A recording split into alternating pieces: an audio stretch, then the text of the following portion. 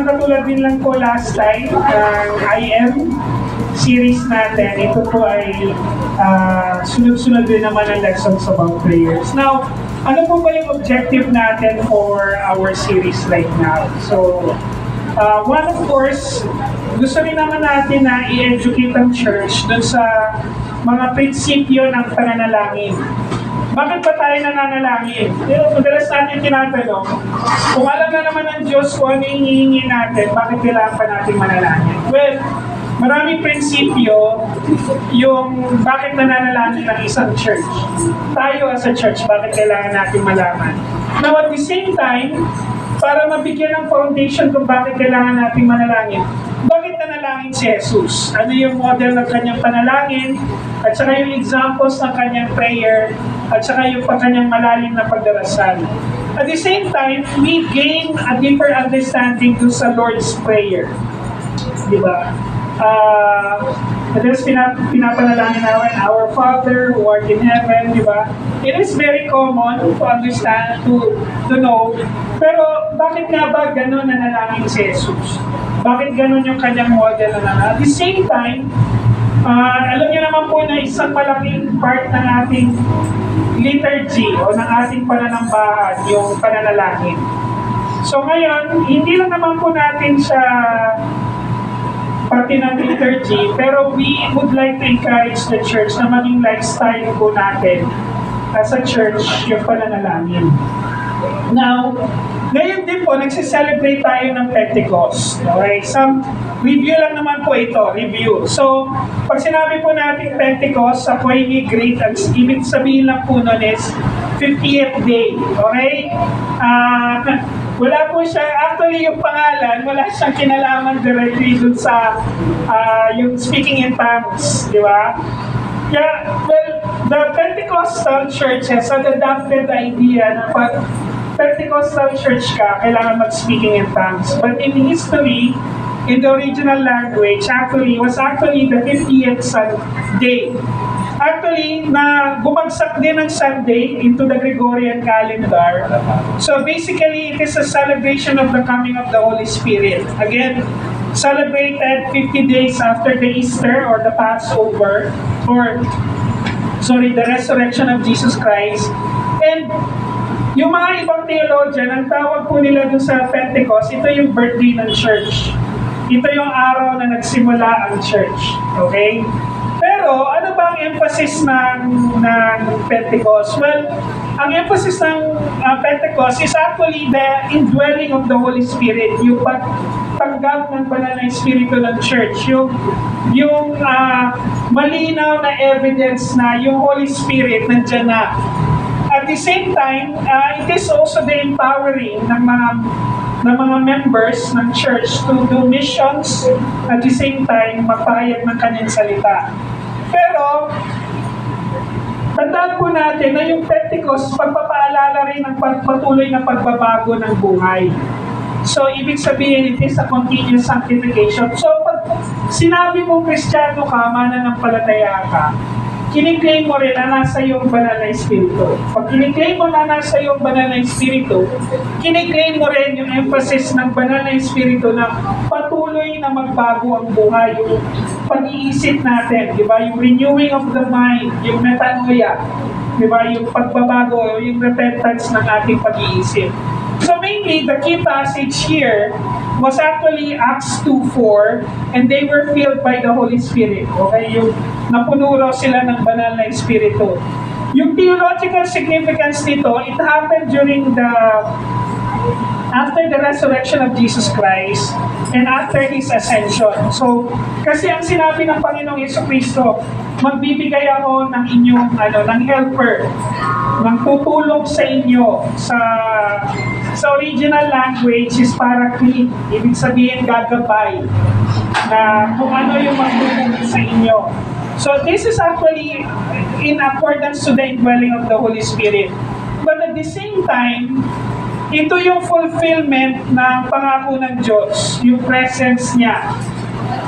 Di ba, naniniwala tayo sa Trinity. We could say, God, the Father is God. Jesus is God. Holy Spirit is also God. Di ba?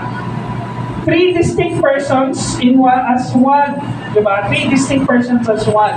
So from the Garden of Eden to the Tabernacle to the Temple to Jesus Christ hanggang sa kanyang iglesia ngayon. Yun yung presensya ng Diyos. Now, background lang po dun sa nangyari dun sa Acts 1:14 and 2:14. Again, it was after the resurrection and ascensions of the Jesus Christ. At ito na yung public birth ng church. Ibig sabihin, yung mga Kristiyano, well actually, this is still a theological debate kasi bago pa sila nagtipon-tipon, bago pa dumating yung banal na Espiritu, nagtitipon-tipon na yung mga Kristiyano. Bakit sila nagtitipon-tipon? Kasi spread out sila, persecuted sila, hinahabol sila ng Roman Empire, di ba? At hindi lang ng Roman Empire, maging yung mga Hudyo, di ba? Remember si Paul? Ano naging trabaho ni Paul? Bago siya naging Kristiyano, bago siya naging mananampalataya. He was the persecutor of the saints, di ba? Siya yung taga-turo, taga-sabi na yan ang patayin ninyo, yan ang i-persecute ninyo. Pero this is also the time na sinabi ni Jesus Christ, Jesus commanded His disciples to wait for the promise of the Father. Ano ba yung pinangako ng Father sa simula pa lang? Yung kanyang pagpupuspos, ng banal. So yung attitude ng church during this time, they were united. Diba? But they were all, pero yung proof ng kanilang unity because nananalangin sila at nag-aantay sila. Yun. So ano yung evidence ng Pentecost? May physical evidence yung Pentecost Although, brothers and sisters, ako naman ay hindi ko dinidismiss ang signs and wonders. Okay? Meron naman ako, naniniwala ako na meron mga ibang tao na binigyan pa rin ng pagkakataon na makapag-speak in tongues. May not be publicly, maybe in their private prayers. Pero, lahat ng ito ay naging ebidensya ng Pentecost o yung pagdating ng banal na Espiritu sa church. So there was the rushing of the wind and tongues like fire, and at the same time believers were filled of the Holy Spirit. Now, at the same time, ito rin yung pagsisimula ng church. Yung after evidence ng Pentecost is yung mga Kristiyano ng time na yun, puspos sila ng banal na Espiritu. Parang ang tawag doon ng mga ibang mga Kristiyano, on fire. On fire daw sila. But at the same time, ito na rin yung formally yung mga church na meet together despite they were persecuted. Kaya mapapansin po ninyo, di ba yung mga Christian symbols, yung triquetra, alam niyo yung triquetra, yung three circles that represents three. Kasi noong mga panahon na yon, noong panahon na to, hindi nila ginagamit yung cross as a symbol ng Christianity. Ang ginagamit nila yung fish, yung ictus, di ba? Yung abbreviation sa Greek na Jesus the Lord, Jesus is Lord. But at the same time, they've also used other symbols. Yung triquetra, yung tatlong circles that symbolizes Trinity. Kasi hindi nila pwedeng gamitin yung cross. Kasi yung cross, babalik doon sa nangyari kay Jesus Christ at immediately ma-identify sila. So this was the church actually happening during that time. But at the same time, this was considered to be the spiritual harvest. Why? Ito yung panahon na maraming naging Kristiyano in a multitude. Na yung mga Kristiyano na patuloy na nagwi-witness, ibig sabihin, nagte-testify sila kung ano yung nangyari kay Jesus Christ at ano yung ginawa sa kanila, kaya maraming naging Kristiyano. Now, tatanungin natin ito mga kapatid. So ano ba yung dapat natin matutunan at ipagpatuloy mula dun sa naunang iglesia, the first church, at sa mga apostol? Di ba? So hindi naman siguro one thing na matindi natin pinaninindigan. Ang laging sinasabi, ang accusation sa atin ng mga hindi mananampalataya, actually accusations na ng ibang religion, is madami daw, dun sa Bible natin, marami raw accounts ang hindi nagtutugma Actually, sabi nila, ito nangyari, ito ang sinabi ni Paul, ito ang sinabi ng another disciple, ito yung sinabi ng apostles. Actually, yung magkakaibang accounts, halimbawa merong isang aksidente na nangyari. Yung isang tao nakatayo dun sa kanto, yung isang tao nakatayo dito, yung isang tao medyo malayo. Pero lahat sila naka-witness ng aksidente. Pero yung isa, nakita niya na minalaglag dun sa sasakyan. Yung isa nakakita ng banggaan. Pero yung isa nakakita, huminto lang yung sasakyan na nakarinig siya ng malakas na ingay. Di ba? So at the same time, dahil meron silang iba't ibang point of view, marami rin accounts ang sinasabi kung paano nangyari yung mga bagay na yon. So, yung iba't ibang accounts sa Bible na sinasabi lang hindi nagtutugma, actually, yun yung isang buong istorya na pag pinagsama-sama mo. Sinulat lang ng iba't ibang writers o ng mga tagasunod ni Kristo, pero lahat points out to one thing. The same thing happened during the time of the Pentecost. During the time of the Pentecost, hindi lang yung Bible ang nag-witness kung ano yung nangyari, yung Bible na meron tayo.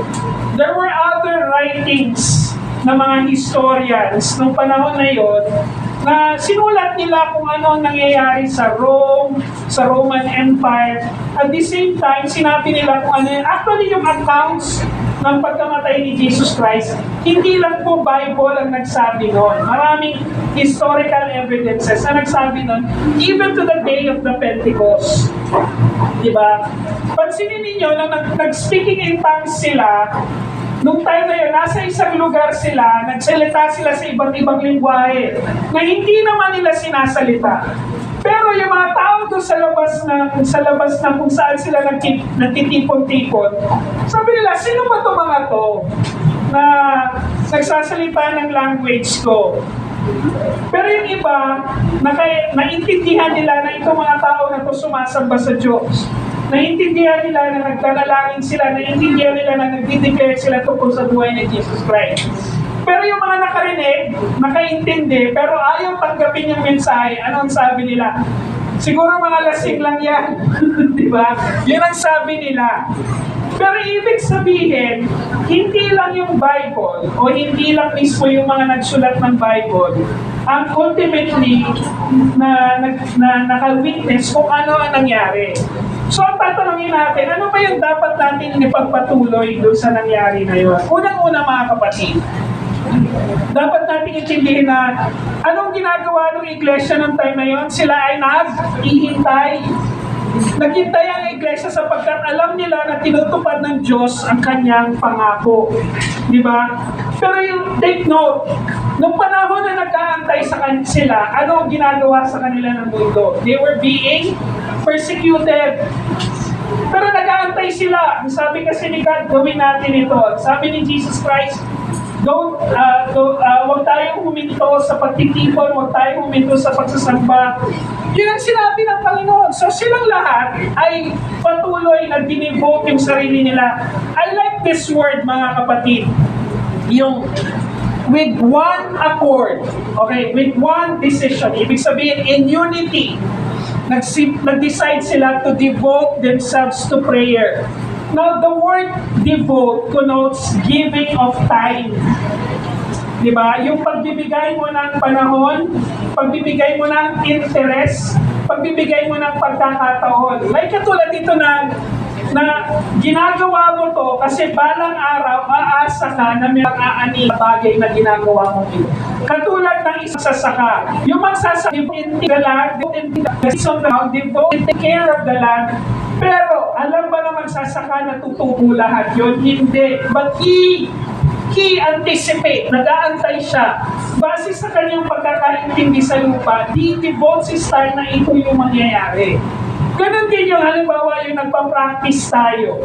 Halimbawa, naalala ko po, nung bata-bata ako, nagpa-practice ako na pinagtututoran kami ng nanay kong mag-piano. Diba? Pinagtututoran niya kami mag-piano. Pero ako wala akong tiyagang mag-aral ng piano nung time na yon. Pero frustrated musician po ako. Pero hindi kasi ako nag-devote ng time, ng interest, ng pagkakataon, dahil wala naman akong inaasahang pangako na mangyayari. Di ba? Katulad ng isang atleta, ano ba si Manny Pacquiao? Why did he devote himself in training? Kasi umaasa siya na balang araw may mangyayari. Ganon din ang mga unang Kristiyano, ganon din ang unang iglesia. They devoted themselves, they put time, interest, and opportunity na silang lahat ay magtipon-tipon lagi dahil umaasa sila na may mangyayari. Ano yung mangyayari? Tutuparin ng Diyos yung kanyang pangako. Diba? Kaya nga mga kapatid, we have to remember na natutunan ng iglesia na maghintay dahil sa puso nila, hindi masasayang anumang inuutos sa kanila ng Diyos. Diba? Like for example, yung pagbabasa ng Bible, diba? Yung pagbabasa ng salita ng Diyos. May mga parte sa salita ng Diyos na ayaw nating basahin kasi hindi natin maintindihan. Boring. Diba? Pero alam niyo ba, sa panahon natin ngayon, ito yung pinakamadaling panahon para mag-aral ng salita ng Diyos. Ito yung pinakamadaling panahon para mag-devote tayo ng oras natin na maintindihan natin yung mga bagay na hindi natin naiintindihan. Di ba? Sabi ng Diyos, huwag natin kalimutan ang kanyang salita. Di ba? Dahil sa bawat salita, naroon ang kanyang katotohanan. So kung hindi katotohanan sa atin yon, hindi natin i-devote yung oras natin. Pero kung ibibigay natin yung oras na yon, hindi naman masasayang yun eh. Di ba? Wala namang masasayang sa oras na alam mo na sinusunod mo ang Diyos. Balang araw, meron ka rin bagay na aanihin dun sa bagay na yon. Alam nila sa puso nila. Diba, alam niyo kung ano ang pinakamahirap sa isang Kristiyano? Yung mag-antay sa pangako ng Diyos. Mainipin tayo mga tao. Nung bata-bata po akong Kristiyano, alam ko na tinawag ako para maging missionary. You know, it took 10 years before I became a missionary. During that time ng pag-aantay ko, willing na akong sumuko. Lord, ayoko na pumunta sa ibang bansa. Gusto ko na lang magtrabaho. Gusto ko na lang maging professional. Diba? Pero, dumarating sa punto na ibinabalik ako ng Diyos dun sa pagkakataon na kailangan narito ka. So, I understood the idea na sa puso ko, kailangan kong gawin ito. Kasi alam ko na hindi masasayang ano man ang inuutos ng Diyos. Now, it's the same thing with preaching. Di ba? The same thing with sharing the gospel. Hindi naman lahat makikinig sa akin. Hindi naman lahat magtatanggap ng katotohanan. Pero balang araw, kayo po yung testament na lahat ng inutos ng Diyos, sabi ng Diyos, you start a church.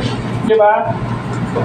Sabi ko, Lord, ang dami ng church sa Cavite. Bakit pa kami makikipagsiksikan? Di ba? I mean, what is the purpose? Dito lang sa Lancaster, iilan tayo. Di ba? So, nangangahulugan pang hindi rin sila Kristiyano, kailangan natin magtayo ng church. Well, I cannot question that. Sabi ni God, you start a church, you start a Bible study. And you are the testament of that. Di ba?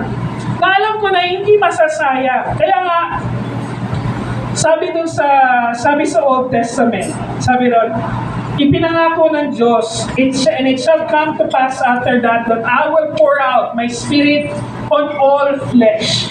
Your sons and your daughters shall prophesy. Your old men shall dream dreams, and your young men shall see visions. Pero this was God talking about restoring Israel. Na darating ang balang araw na ibubuhos ko ang banal na Espiritu sa inyo.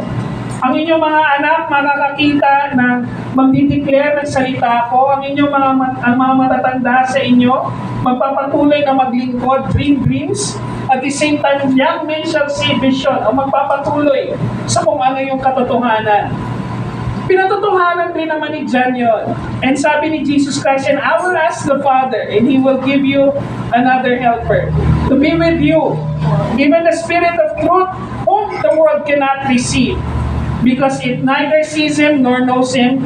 You know him, for he dwells with you and he will dwell in you.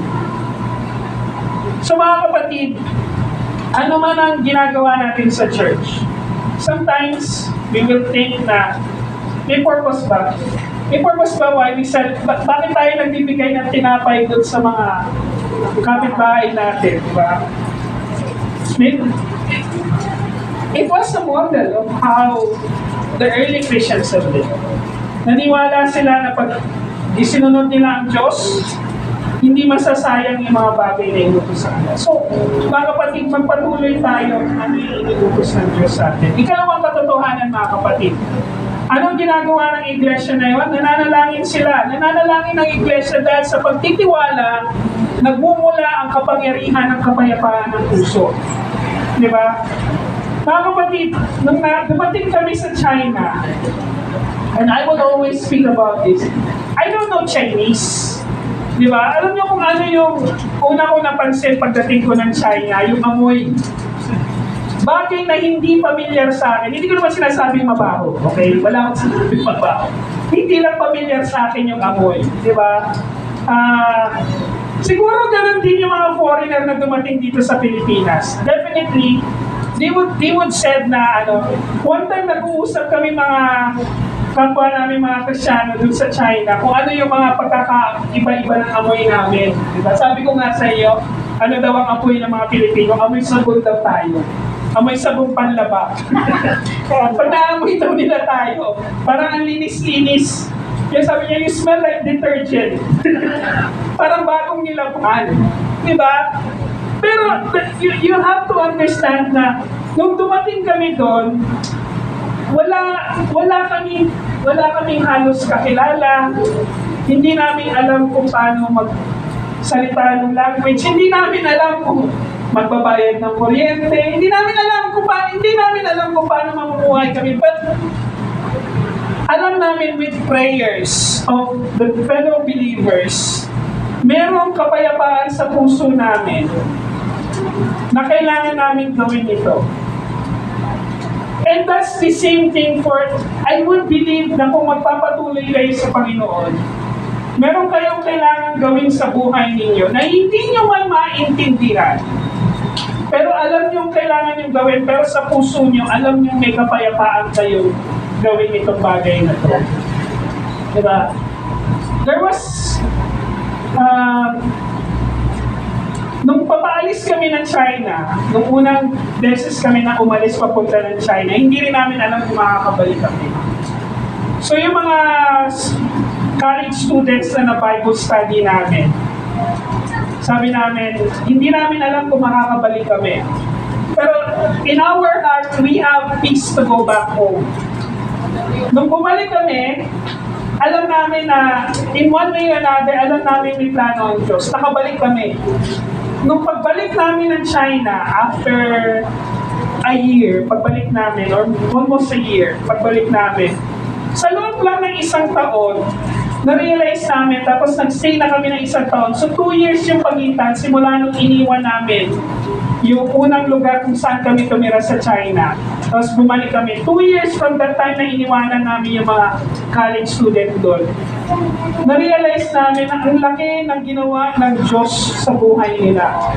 Some of our college students started their own churches. Some of our college students joined Christian churches na existing na house churches, underground churches, o yung mga churches na hindi recognized ng government.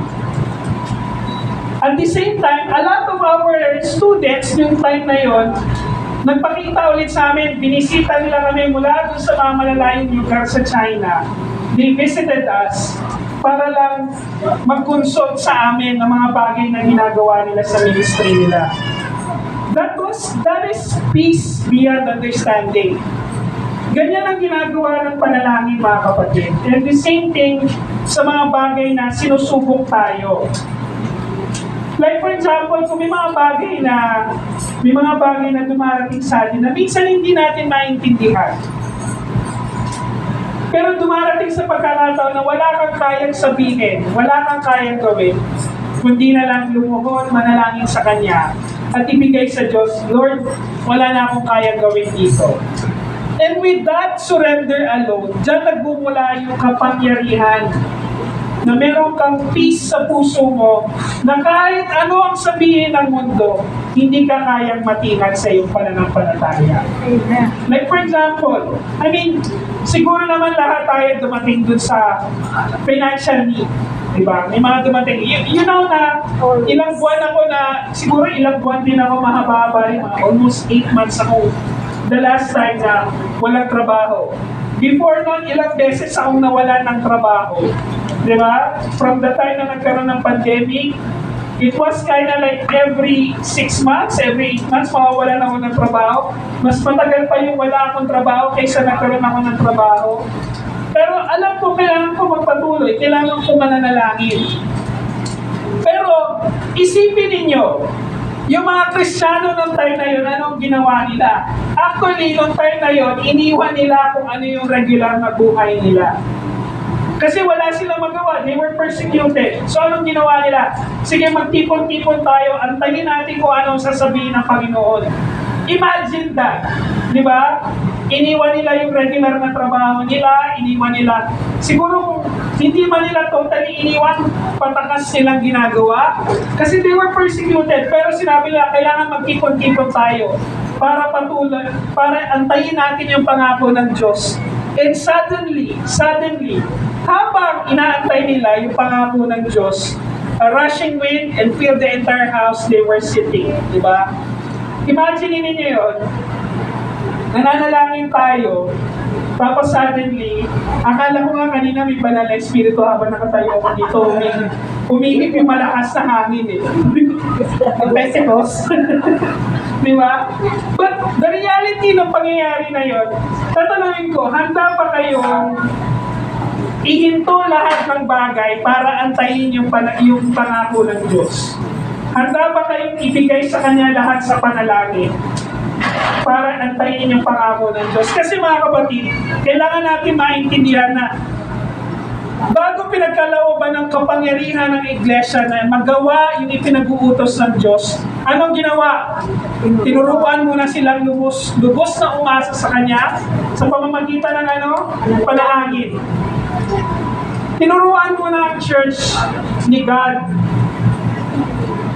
na bago mangyari ang lahat ng ito, bago mo ibigay lahat ng ito, matuto muna kayong umasa sa pamamagitan ng panalangin. 2 Chronicles 7:14. Alam niyo, madalas natin ginagamit ito sa mga government officials natin. If my people who are called by my name humble themselves and pray and seek my face and turn from their wicked ways, I will hear from heaven, I will forgive their sins and heal their land. Actually, ang kausap dito, yung Israel, the people of God, na kung kayo, tatalikod kayo sa mga kasalanan ninyo, di ba? I will hear from heaven, forgive your sins, and heal your land. Luke 11:13. If you then, sabi rito, kung yung tao ng makasalanan, even in the heart, gumagawa ng mabuti sa kanyang mga anak, ano pa kaya yung tatay mo sa langit? Di ba? That gave you the Holy Spirit. Ask Him. Di ba? So, wala tayong pwedeng idahilan na hindi tayo dapat manalangin, mga kapatid. And I will continue, and I do believe we share both of the, Pastor Mon and I, we share this conviction na kailangan isa sa regular nating ginagawa bilang church, yung nananalangin tayo. Kasi tuturuan muna tayo na umasa sa Kanya. At kailan darating yun? Sa pamamagitan ng panalangin. Hindi ka naman mananalangin sa Diyos kung wala ka rin naman inaasahan na sasagutin niya. Diba? Pero more than anything else, kailangan mo ihanda yung sarili mo dun sa sagot niya. Yun yung umaasa. Ano ba yung isasagot mo, Panginoon? Diba?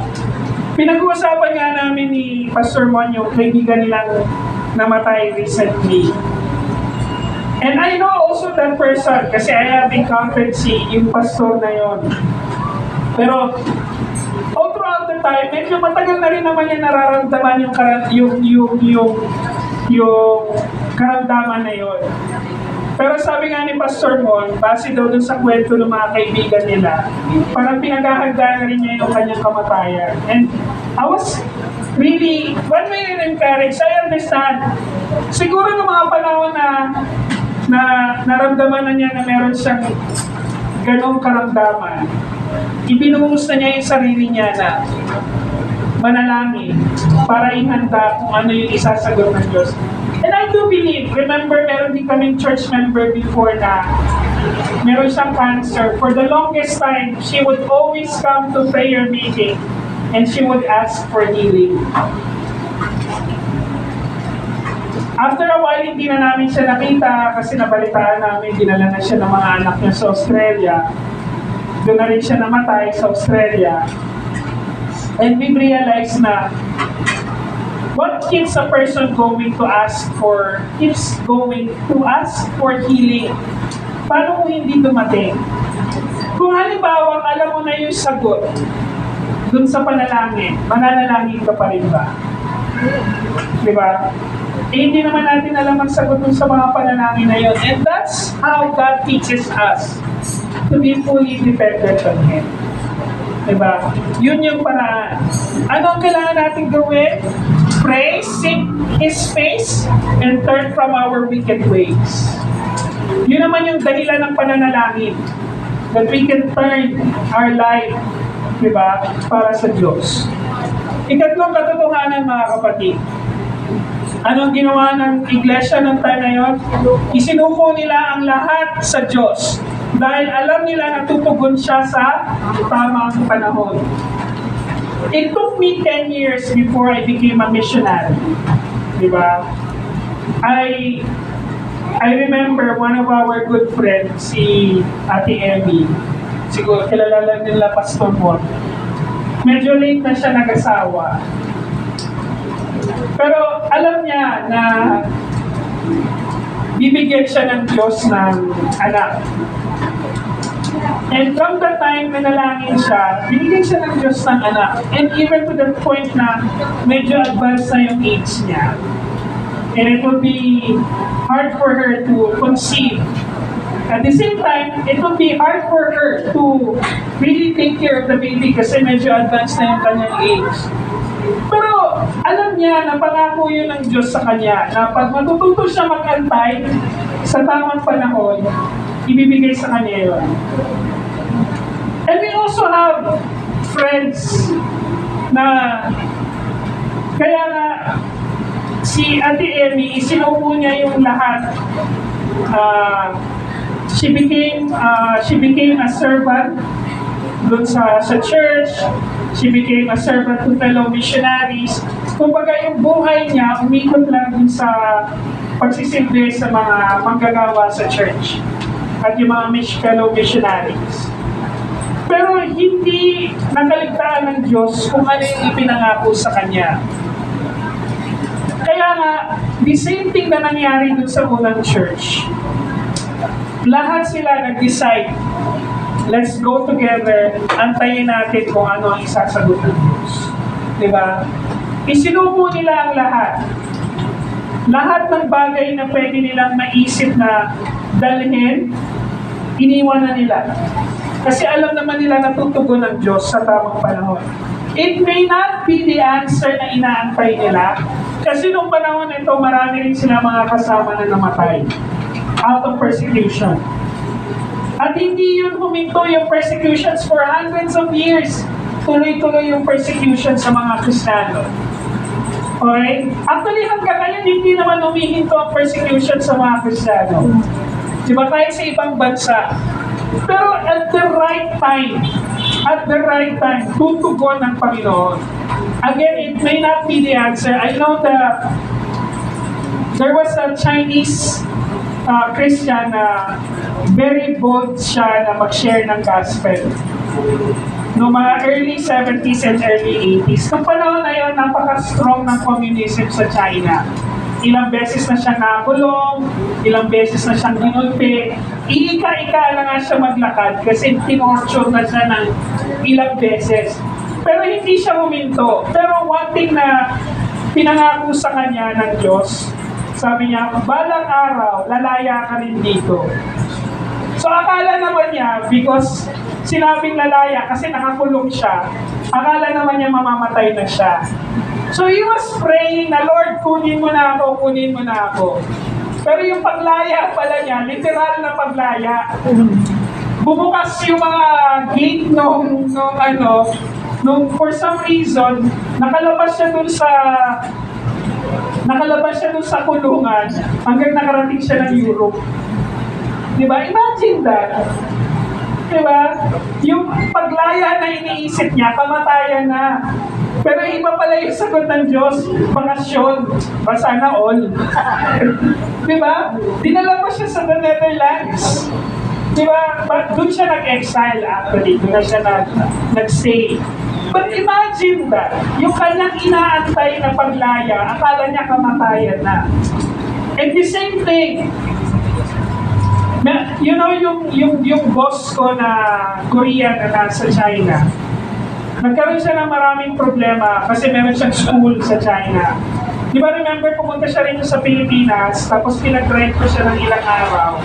Tapos naikwento niya sa akin kung ano nangyari. Pinadala na siya ng sulat, ng mga pulis, iimbestigahan siya. Kasi marami nangyari dun sa school niya. Una, nasunog yung isang school bus na merong mga estudyante na namatay. Pangalawa, maraming yung lupa na kinatatayuan ng kanyang school, gustong kunin ng ibang developer. So marami siya, ginikipit talaga siya ng gobyerno, diabetic siya. Meron na siyang insulin machine na nakakabit sa kanya para Sabi niya sa mga anak niya, sabi niya, pag ako inaresto at nakulong, mamamatay na ako sa kulungan. Pero mamamatay akong masaya, sinabi daw niya sa kanyang mga anak. Pero guess what? Nanalangin daw siya sa Panginoon, Lord, kasi matanda na siya eh. He's almost 80 years old plus diabetic pa. Advanced na yung kanyang stage ng diabetes niya. Eh, nung panahon nga na pinag-drive ko siya, maya-maya kami humihinto sa mga gasoline station kasi kailangan niyang umihi. I mean, yung pala yung advanced stage ng diabetes. Pero nung pagkatapos niya, lagi siyang nananalangin. Pero ang binigay sa kanyang sagot ng Diyos, magpatuloy ka sa ginagawa. Tapos imagine niyo yun, sinabi sa kanya magpatuloy, pero nandun yung fear lagi na makukulong siya. Pero hindi siya huminto sa kanyang ginagawa. Tinuloy niya yung Bible, yung mga ministry niya sa mga Chinese, yung training niya na ginagawa para yung mga Chinese maging missionary, tinuloy niya yung mga bagay na yun. So, hanggang ngayon, yun pa rin ang ganyang ginagawa.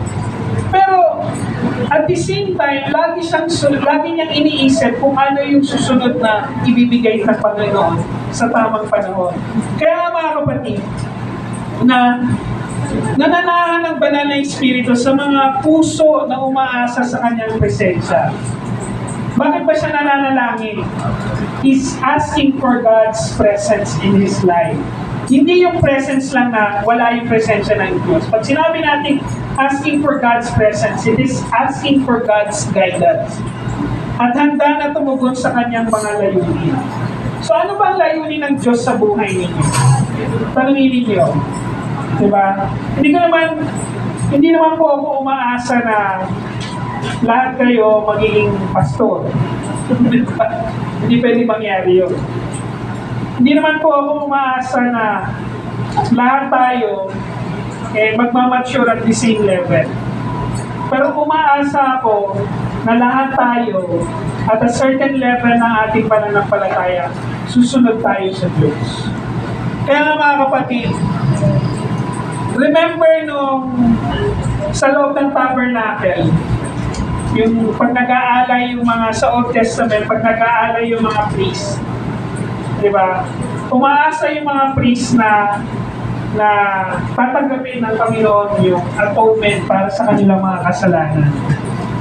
Pero at the same time, meron nangyayari sa Exodus na yung tent was covered by cloud, by the glory of God.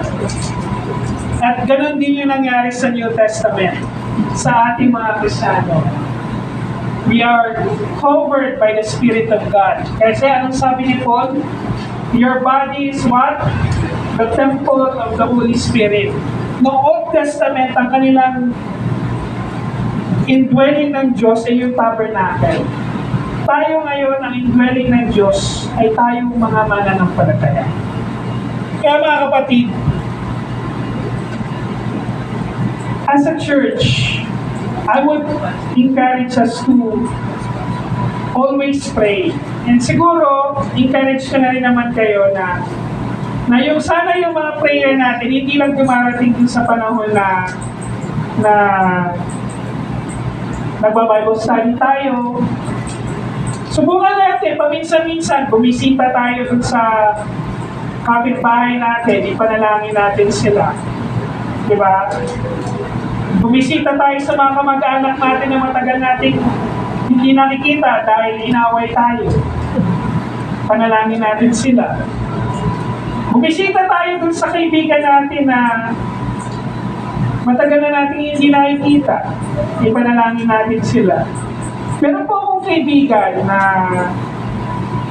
kasama ko din. Well, nag-work kami sa isang campus, pero magkalayo yung aming department. Hindi magkaugnay yung trabaho na ginagawa namin sa school. Kasi nasa ibang department siya, nasa ibang... Bihira kaming magkaroon ng interaction sa trabaho. Actually, yung trabaho namin walang interaction. Pero dahil nasa isang campus kami, ginagawa niya, bumibisita siya sa akin paminsan-minsan. Sabi niya, bro, do you have 10 minutes?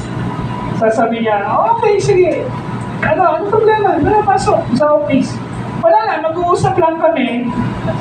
For 5 minutes, magkikwentuhan kami, i-update niya ako kung ano nangyari sa buhay niya, tatanungin niya kung ano nangyari sa buhay ko.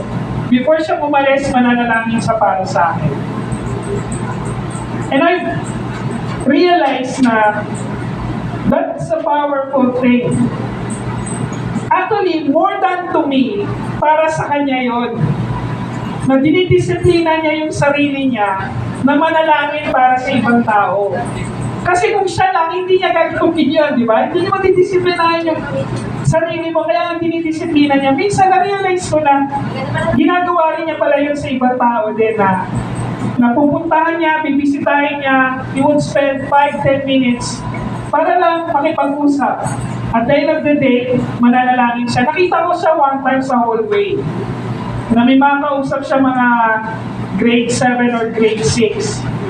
So habang nag-uusap sila, siguro mga 5 estudyante yun, habang nag-uusap sila, nariningan ko na para silang nag-uusap tungkol sa kung ano yung binigay niyang lesson noong umaga na yon. Tapos, okay guys, let's pray. Naringgan ko silang gano'n, tapos nag-pray sila. And that's a very powerful moment kasi pagpapakita ito na pag nananalangin ka sa ibang tao, umaasa ka na merong gagawin ng Diyos. Pag nananalangin ka sa kaaway mo, umaasa ka na iaayusin yung relasyon. Nananalangin ka sa may sakit, umaasa ka na bibigyan ng healing. Posibleng hindi ikaw, hindi yung may sakit ang bigyan ng healing. Posibleng ikaw ang bigyan ng healing. Di ba? Pero yung katotohanan na yung katawan natin, templo ng banal na espiritu. So kung ano yung gawin natin sa ibang tao, yun yung ginagawa ng banal na espiritu sa ibang tao. So mga kapatid, let's continue to pray together. And let me close with this. Ipinakita ng unang church, ng unang Pentecost, yung tunay na kalagayan ng mga mananampalataya na sumusunod kay Kristo. Anong ginawa nila? Sumuko sila, umasa sila, nanalangin sila. Sa panahon na na sinusubok yung kanilang pananampalataya. Actually, hindi lang yung kanilang pananampalataya, yung kanilang buong buhay sinusubok. Kaya mga kapatid, I would encourage na sa atin na may pananampalataya na patuloy na manalangin na may pagtitiwala, manatiling umasa, sapagkat yung presensya ng Diyos patuloy pa rin kumikilos sa kanyang bayan. At sino yung kanyang bayan? Tayo yun, yung kanyang iglesia. Manalangin tayo.